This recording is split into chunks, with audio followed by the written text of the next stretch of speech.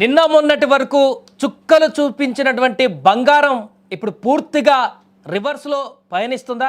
ముఖ్యంగా అమెరికాలో బంగారం పరిస్థితి ఏంటి?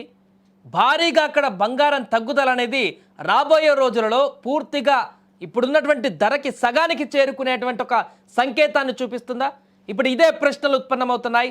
ముఖ్యంగా అమెరికా ప్రభుత్వం షట్డౌన్తో ఇన్వెస్టర్లు పూర్తిగా అయోమయానికి గురయ్యారు. దీంతో ఒకే రోజు భారీగా పసిడి ధరలు ప్రపంచవ్యాప్తంగా కూడా తగ్గాయి. ముఖ్యంగా మన దగ్గర కూడా బంగారం పూర్తిగా కూడా తగ్గిపోయింది. చాలా పర్సెంటేజ్ 12 సంవత్సరాల తర్వాత ఈ స్థాయిలో బంగారం ఎప్పుడు కూడా తగ్గుదల కనిపించలేదు. మనం నిత్యం చూస్తూ ఉంటాం పసిడి ధర రోజు పెరుగుతుంది, ఆల్ టైమ్ రికార్డ్ హైయెస్ట్ పెరిగిందనే వార్తలు వింటాం. కానీ తగ్గుదల కొంతమేరకు తగ్గుతుంది అప్పుడప్పుడు అని చెప్తాం, కానీ రికార్డు స్థాయి తగ్గుదల ఎప్పుడు కూడా మెన్షన్ చేయం. కానీ ఇప్పుడు మొదటిసారి 12 సంవత్సరాల కనిష్టానికి, అంటే అంత 12 సంవత్సరాలకు ఎప్పుడు తగ్గనంత దారుణంగా బంగారం ధరలు తగ్గాయి.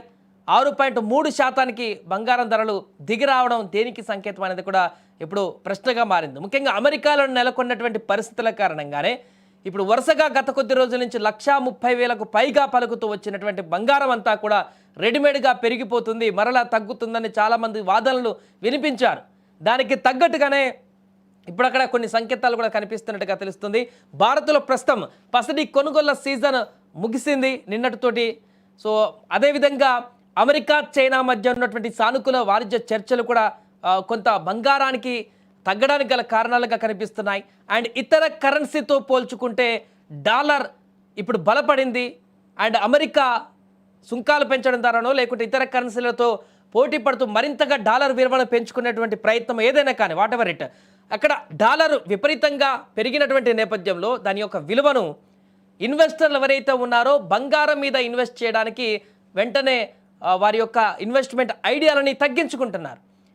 అమెరికాలో డాలర్ విలువ పెరిగితే అక్కడ 10 గ్రాముల బంగారాన్ని కొంటే ఆ డాలర్ విలువతో పోలిస్తే ఎక్కువగా కొనాల్సిన పరిస్థితి వస్తుంది. కాబట్టి ఇతర దేశాలలో కొనుక్కుంటే, ఇతర ప్రాంతాల్లో కొనుక్కుంటే తక్కువగా బంగారం లభిస్తుంది. కాబట్టి పూర్తిగా ఆ ఆలోచనను విరమించుకున్నారు. అంతేకాకుండా మరొక కారణం ఉంది. గత కొన్ని రోజులుగా వరుసగా ఇన్వెస్ట్మెంట్లు చేస్తూ వస్తున్నారు 2 నెలల నుంచి చాలామంది బంగారం పైనే. వాళ్ళందరూ కూడా ఆల్ ఆఫ్ సడన్గా ఒకేసారిగా లాభార్జన పైన ఎక్కువగా ఫోకస్ పెట్టారు. అంటే ఇప్పటివరకు వారు చేసినట్టే ₹1,00,000 ఉన్నప్పుడు ఒక 10 తులాల బంగారం మీద ఎవరైతే ఇన్వెస్ట్ చేశారో వారందరూ కూడా నిన్న ఎట్ ఎ టైం విత్డ్రా చేసేసుకున్నారు. అంటే అమ్మేసుకున్నారు, లాభాలకు అమ్మేసుకున్నారు. 1,30,000 దాటింది కాబట్టి మంచి ప్రాఫిట్స్ ఉన్నాయి కాబట్టి వెంటనే సేల్ చేసేసారు.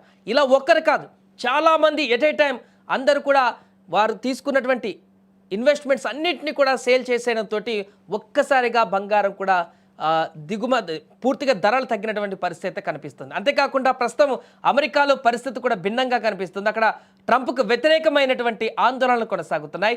12 ఏళ్ల తర్వాత నిన్న అమెరికాలో అత్యంత దారుణంగా గోల్డ్ ధరలు కూడా పడిపోయాయి. 6.3% అక్కడ గోల్డ్ రేట్లు తగ్గాయి. 1970లో ఒకసారి కనుక చూస్తే అప్పుడు 1970 నుంచి 1980 మధ్య కాలంలో 623% పెరుగుదల కనిపించింది 80 తర్వాత. ఆ తర్వాత తగ్గుతూ వచ్చింది కానీ ఇప్పటివరకు ఎప్పుడు కూడా పెరుగుతూ వచ్చింది కానీ ఇప్పటివరకు ఎప్పుడు తగ్గలేదు. బట్ మొదటిసారి ఆ స్థాయిలో మరలా మన దగ్గర కూడా తగ్గుదల కనిపించింది. ఇది క్రమంగా 1,30,000 దాటినటువంటి ఈ బంగారం క్రమంగా 1,00,000 లోపుకి మరలా వెళ్తుంది తులం అనేటువంటి ఒక అంచనా అయితే స్పష్టంగా కనిపిస్తుంది. దీనికి ప్రధాన కారణం అమెరికా తీసుకుంటున్నటువంటి నిర్ణయాల కారణమే అనేది కూడా స్పష్టంగా అర్థమవుతుంది. ఎందుకంటే బంగారం ఎప్పుడు పెరిగినా కూడా దానికి కారణం అమెరికానే మనందరికి కనిపిస్తుంది.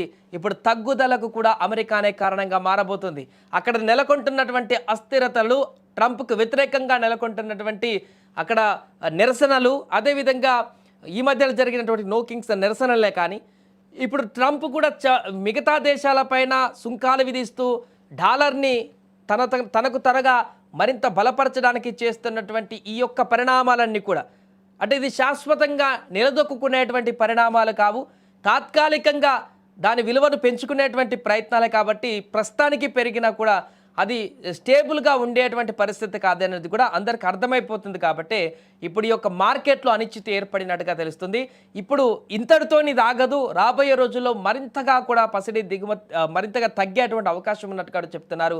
అమెరికాలో రోజు రోజుకు పరిస్థితులు అక్కడ మారుతున్న నేపథ్యంలోనే ఇన్వెస్టర్లు అందరూ కూడా ఇప్పుడు గోల్డ్ వైపు నుంచి మరలా ఇతర మార్కెట్ల పైన ఎక్కువగా మొగ్గు చూపేటువంటి పరిణామాలు అయితే స్పష్టంగా కనిపిస్తున్నాయి. ఈ నేపథ్యంలోనే ఎట్ ఎ టైం బంగారం తగ్గింది. దానికి ప్రధాన కారణం ముఖ్యంగా మన దేశంలో కూడా చూస్తే ధనత్రయోదశి అయిపోయింది నిన్న. పెళ్లిళ్ళ సీజన్ కూడా ఇప్పుడు లేవు, ఇంకా చాలా రోజులు ఉన్నాయి. అండ్ అక్కడ డాలర్ విలువ పెరగడం ఇవన్నీ కూడా అంటే ఇంక ఈ నెల పాటు కూడా ఇప్పటివరకు పెరుగుతున్న వార్తలు మనం విన్నా. ఈ నెల 2 నెలల వరకు కూడా మళ్ళీ పెళ్లిళ్ళ సీజన్లు వచ్చే వరకు కూడా ఇదే తగ్గుదల కనిపించేటువంటి అవకాశం కూడా ఉన్నట్టు కూడా చాలామంది విశ్లేషకులు కూడా చెప్తున్నారు. అందుకే ఇప్పుడు ఒకటే పని చేస్తున్నారు. చాలామంది కొనిపెట్టుకున్నారు. 1,10,000 ఉన్నప్పుడు లేకపోతే అంతకుముందు తర్వాత కూడా కొన్నారు. ఇప్పుడు 1,30,000 ఉంది ఇంకా స్టిల్ 24 క్యారెట్లు అయితే వెంటనే సెల్ చేయడానికి ప్రయత్నాలు జరుగుతున్నాయి ఇవాళ రేపు. సో దారుణంగా ఇంకా భారీగా పడిపోయేటువంటి ప్రమాదం అయితే బంగారం కనిపిస్తుంది. బిలో 1,00,000 వరకు వచ్చినా కూడా ఆశ్చర్యపోవాల్సినటువంటి పరిస్థితి లేదంటూ కూడా నిపుణులు చెప్తున్నారు. బట్ కొంత టైం పట్టేటువంటి అవకాశం కనిపిస్తుంది. అంటే ఎప్పుడూ పెరుగుతూ ఉండేటువంటి బంగారం తగ్గేటువంటి పరిణామాన్ని కూడా మనం చూడగలుగుతామా అనేటువంటి ఒక ప్రశ్న చాలామందికి ఉండేది. బట్ ఇప్పుడున్న సంకేతాలు అయితే నిజంగానే అలాంటి పరిణామాలకు దారి తీస్తున్నాయి, అలాంటి పరిస్థితులను తీసుకువస్తున్నాయి అంటూ కూడా చెప్తున్నారు. మరి ఇది ఎంతవరకు తగ్గుదల కనిపిస్తుంది? అమెరికా తీసుకుంటున్నటువంటి నిర్ణయాల కారణంగా, ఇప్పుడు అంతర్జాతీయంగా నెలకొన్నటువంటి పరిస్థితుల కారణంగా ఇది ఇంకా ఇలానే కొనసాగుతుందా, లేకుంటే దీనికి ఒక స్టేబిలిటీని తీసుకొచ్చేటువంటి ప్రయత్నం జరుగుతుందా లేదన్నది చూడాలి.